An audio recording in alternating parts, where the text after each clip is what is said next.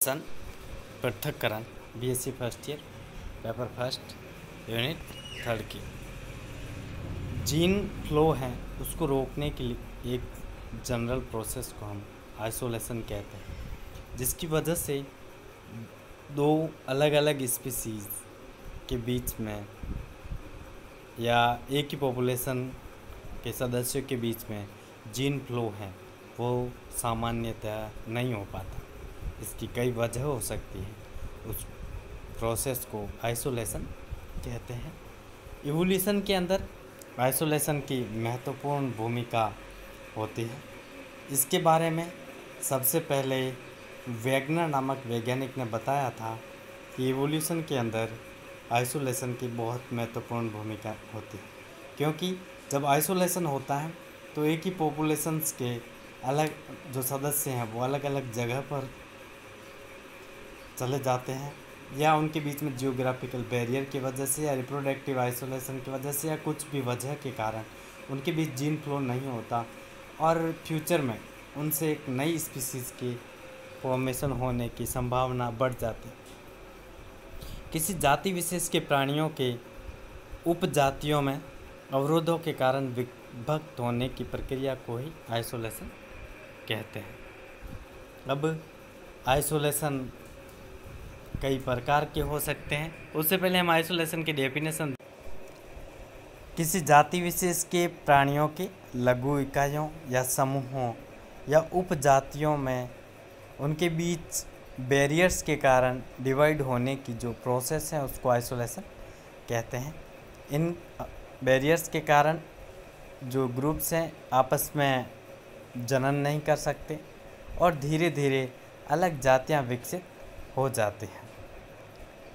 Types of isolation की बात करें तो ये स्पाइटल आइसोलेशन जो एलोपेट्रिक पॉपुलेशंस होती है उसमें जिनके बीच जियोग्राफिकल बैरियर्स आ जाता है, एंड बी जेनेटिक आइसोलेशन जिसमें एलोपेट्रिक एंड सिम्पेट्रिक के अंदर हमने पिछले चैप्टर के अंदर देखा था, इनके अंदर सडन चेंज आता है और जेनेटिक मेकअप के अंदर परिवर्तन हो जाता है।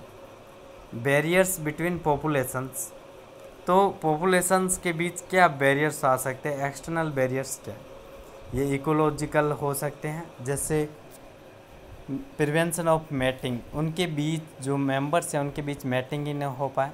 इथोलॉजिकल हो सकते हैं, और इथोलॉजिकल इनके व्यवहार के अंदर परिवर्तन हो, इस कारण उनका जो ब्रीडिंग सीजन है वो अलग हो सकता है। मॉर्फोलॉजिकल हो सकता है, उनकी स्ट्रक्चर जो कोपुलेटरी ऑर्गन्स है उनके अंदर उनकी संरचना इस तरीके की हो कि उनके बीच संबंध स्थापित ना हो सके।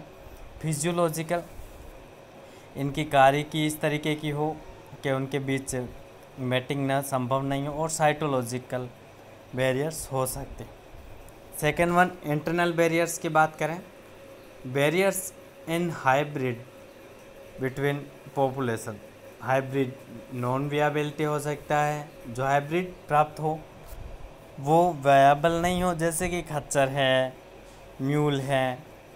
Hybrid failure to attain sexual maturity, ये सेक्सुअल मैच्योरिटी तक नहीं पहुंच पाता है। हाइब्रिड स्टेरिलिटी बंदे होता है जो आगे नई जनरेशन प्रोवाइड नहीं कर सकता। एंड हाइब्रिड नॉन वियाबिलिटी और स्टेरिलिटी इन लेटर जनरेशन। स्पाइटल आइसोलेशन में हमने ये सब चीज़ें देखते हैं, जैसे कई जगह एलोपेट्रिक बैरियर्स आ जाते हैं, इस वजह से भौगोलिक अवरोधों के कारण इनके बीच जो है रिप्रोडक्शन नहीं हो पाता। जेनेटिक आइसोलेशन के अंदर हमने देखा जेनेटिक बैरियर्स हैं। अब बैरियर्स बिटवीन पॉपुलेशन, इकोलॉजिकल के अंदर पारिस्थितिकी तब कार्य करता है जब भिन्न वातावरण और आवास के जनक एक ही क्षेत्र में कभी कभी आते हैं, प्रजनन काल में कभी भी साथ नहीं होते। उदाहरण के लिए पिग मेंढक, पता गोफर मेंढक का है। इथोलॉजिकल, इनके व्यवहार के कारण जब पार्थक्य होता है, कई उदाहरण समान पारिस्थितिकियों आवश्यकताओं वाली जातियां भी एक ही समय वे एक ही स्थान में प्रजनन करती हैं, लेकिन आइसोलेशन अन्य प्रक्रियाएं आनुवांशिक मिश्रण क्रिया को रोकती है। मॉर्फोलॉजिकल, इनकी आकृति और आकार में इस तरीके के परिवर्तन, उनकी साइज हो सकती हैं, इस कारण इनके बीच में जो है रिप्रोडक्शन नहीं हो सकता। जैसे यहाँ पर ओक टोड और गल्फ कोस्ट टोड की साइज है, उनके बीच काफ़ी अंतर है, इस वजह से नहीं हो सकता है। फिजियोलॉजिकल, दो स्पीसीज के सदस्यों के बहुत से अंतर प्रजनक जीव संख्याओं के मध्य अवरोध का कार्य करते हैं। एग्जाम्पल यहाँ पर लेपर्ड मेंढक और ब्रोंज मेंढक का लिया गया है। साइटोलॉजिकल, कभी कभी अंतरजातीय संकरण की असफलता भी हो सकती है।